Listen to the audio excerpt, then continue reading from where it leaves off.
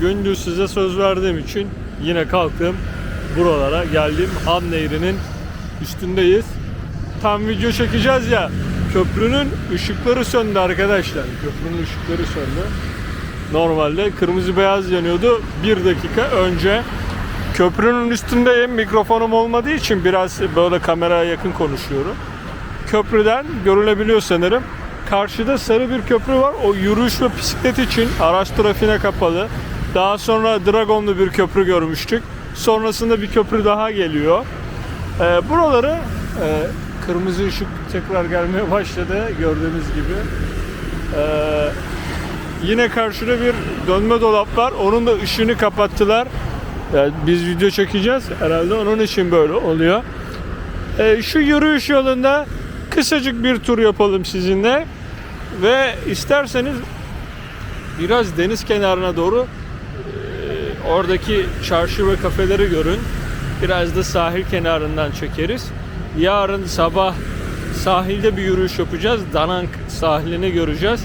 Surf yapanları göreceğiz. Biz de surf yapacağız ama oraları çeker miyim kamerayla zor olur. Aksiyon kameramı Yunanistan'da Kavala'da dalış yaparken içine su kaçtı. Kabına bir şey oldu sanırım. Aksiyon kameram bozulduğu için onu yanıma alamadım. Bu kamerayla da çekim olmuyor arkadaşlar. Bu nedenle yeni bir kamera alana kadar deniz çekimlerimiz olmayacak. Bakalım Tayland'dan kamera temin etmeye çalışırız. Şöyle etrafı size göstereceğim hızlıca ve devamında açılacağız. Şimdi ana yola kadar çıkalım mı? Şu etrafta parklar da var. Yani yeşil alanı çok. Tabii ben yola gideceğim için o karşı tarafa gideceğiz. Nehirde böyle bir değişik bir ada gibi mi acaba burası? Ha öyle olabilir. Yürüyüş köprüsüne çıkıyor bu parktan. Parkın karşı tarafı da devamında parklar böyle ışıklı güzel bir yere çıkıyor diyelim. Biz şimdi sabah size merhaba dediğim yere doğru ilerliyoruz. Oradan çekeceğiz. Bir yandan da araç trafiği de hızlı bir şekilde akmakta. Devam ediyoruz. İleride görüşürüz. İnsanın başına ne gelirse meraktan gelirmiş ya. Bizim de başımıza işte böyle meraktan. Gündüz geleceğiz dedik diye geldik. Akşamını görelim istedik. Hani burada ne var diye. Işıklandırma. İşte dediğim gibi gündüz zaten çiçekleri gördünüz. Çiçekler. Bunun gibi görün. Koreliler belirli yerlerde yine varlar. Anladığım kadarıyla kafeler. İşte ben aslında buradaki ortamı görelim diye biraz geldim. Ama o seyyarlarda açmamış. Sanırım mevsimsel durumla ilgili. Buraya peyzaj çalışması yapılmış arkadaşlar. Deneniyor. Yeni şeyler deneniyor. İlerleyen zamanda çok daha iyi olacaktır diye düşünüyorum. Danang.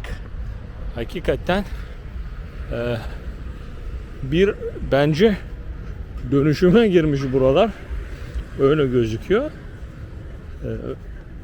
Yeteri kadar turist ağırladığı zaman daha iyi olacak. Korelilerin buraya ilgisi belki de bakın biz geç geldik. Yani seyyar değil de normal dükkanlar bile şu an kapatıyorlar. Kepenk indirmişler saat 10 civarında. Ama sahilde de bir o kadar kalabalık. Öyleyse şöyle yapalım. Sahile çarşıyla kapatmadan oralara dönelim. Biraz oralardan çekim yaparız. Şu seyir terasına kadar bir gideyim de çünkü yarın akşam bir daha buralara gelmeyiz.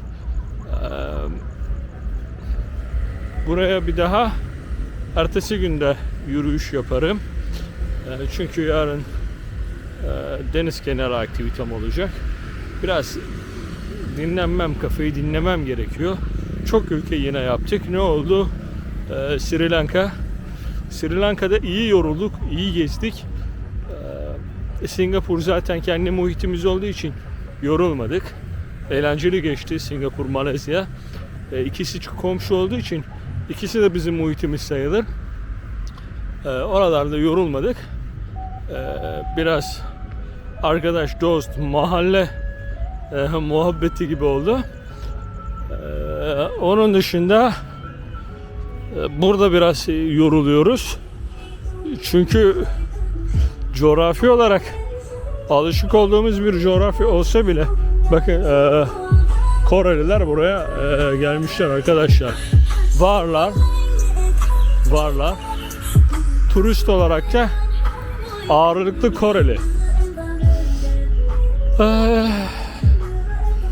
Burada biraz yoruluyoruz. Buradan Kamboçya'ya geçiş sürecimiz olacak.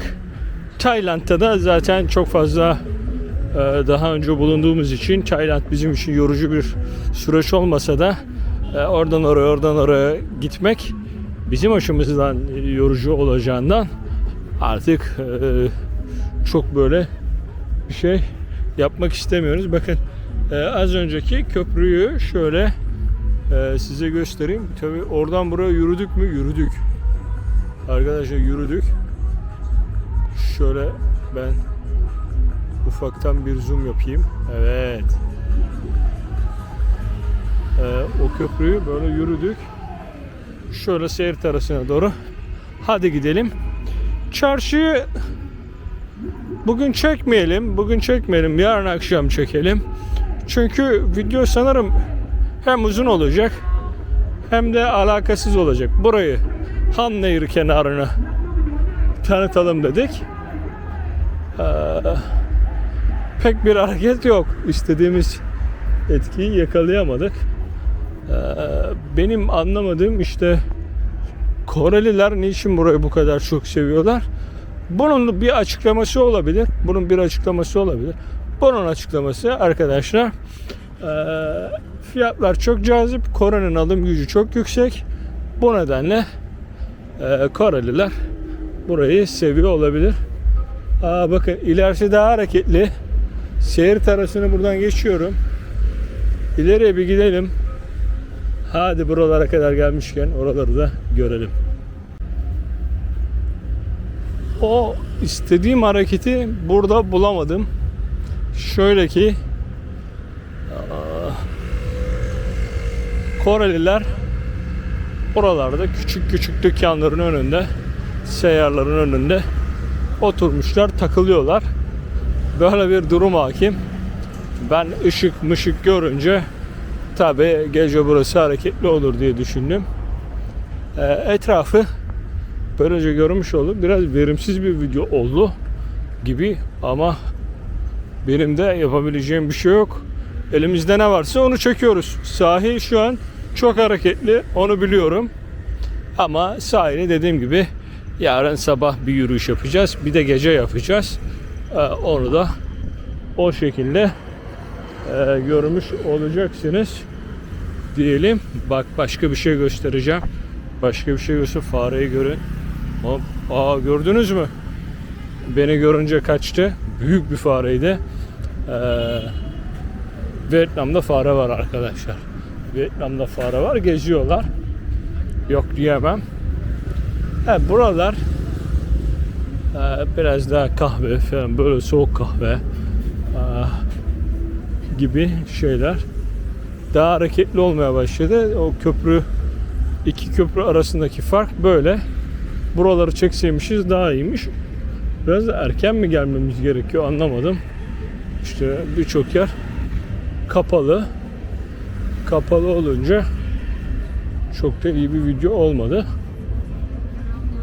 Bir dahakine Kore'ye değil buraya geleceğiz. Bakalım. Evet. Burada şey de olabilir. Bakın sağda bu bölgede çok fazlalar. Burada gece kulübü var galiba. Çok acayip müzikler, eğleniyorlar. Evet. Şöyle de olabilir Koreliler için. Filipinler'de kaldığım dönemde Korelilerin çok fazla olduğunu gözlemledim. Tabii ben orada çok kaldığım için çok da Koreli arkadaşımız oldu. Sorduk, ne yapıyorsunuz burada diye. Çalışıyorlardı Koreli firmalar. Bu gibi ucuz ülkelere şirket birimlerini kaydırabiliyorlar maliyeti düşürmek adına. Onlara tabii çok imkan tanıyorlar. Onlar da buralara gelip çalışabiliyor. Öyle bir durum olabilir. Sadece bu nehir kenarında çok Koreli gördüğüm için bu fikre kapıldım. Oturup kendilerine konuşmadım. Ama Filipinler'deki sistemleri buydu. Vietnam hakkında, Vietnam güzel, ucuz ama ortalamanın üstüne çıkmaya başlıyoruz. Niye çıkıyoruz? Otobüs maliyetleri oldukça pahalı. Yani şehirler arası otobüs maliyetleri biraz maliyetli. Konaklama ve yemek oldukça da ucuz olmasına rağmen düşmeyelim diye şöyle bir baktık. Evet. Şöyle biz tekrar yürüyeceğiz. Ama bir video çekeceğiz diye nerelere geldik. Evet.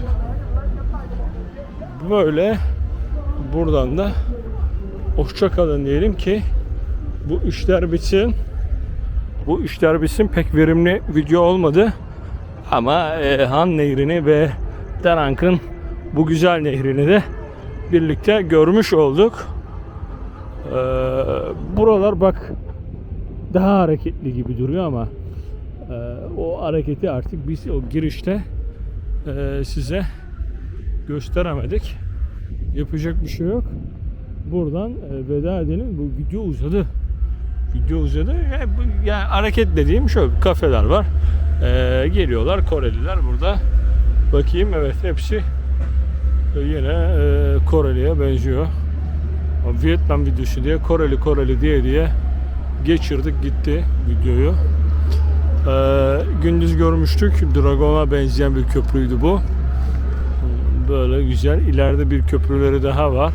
Nehrin üstünde birden çok köprü var. Arkadaşlar. Da Nang'tayız. Da Nang'tan ilk günden böyle diyelim Han Nehri civarında geçirdik. Buraya Halong'tan otobüsle geldik. Oldukça yorucu bir yolculuktu. Devamında kısa bir video yaptık. Böyle montla durduğuma bakmayın. Rüzgar var. Hasta olmayalım diye montla duruyorum. Yoksa hava mont dediğime de bakmayın. Rüzgarlık gibi. İçindeki poları yok. Hava 23-24 derecelerde, 25 derecelerde denize girilebilir. Gündüz 30'lara çıkıyor. Bulut girerse 26-27'ye düşüyor. Öyle bir hava. Vietnam'dan keyif alıyorum. Onun içinde 2 haftalık bir aşağı yukarı herhalde program ayırdım. Yani bir haftayı geçiyor Vietnam'da. Genelde sevdiğim yerlere biraz vakit ayırıyorum. Ve ülkenin coğrafi konumunu da göze alarak oldukça kuzeyden güneye iniyorum. Hem ortadan bir yer görelim Halong gibi, hem kuzeyden Hanoi gibi, hem böyle ortalardan Da Nang, Saigon aşağıdan bir yer görelim gibi biraz geziyi çeşitlendirmeye çalışıyorum. Kendi açımdan değişik bir şeyler görebilir miyim diye. Görüyorum da keyifli geçiyor. Takip edin, abone olun. Abone olmayı unutmayın. Abone sayımız çok kötü. Bu kadar video ekledik. Abone sayımız hakikaten kötü. Çok takılmıyorum ama bakıyorum adam 2 ülkeden bir şey paylaşmış. Daha çok takipçisi var. Belki biz yapamıyoruz, bilmiyorum. Nedenini bilmiyorum ama siz takip edin, abone olun. Biz de video çekmeye devam edelim. Görüşürüz, hoşça kalın.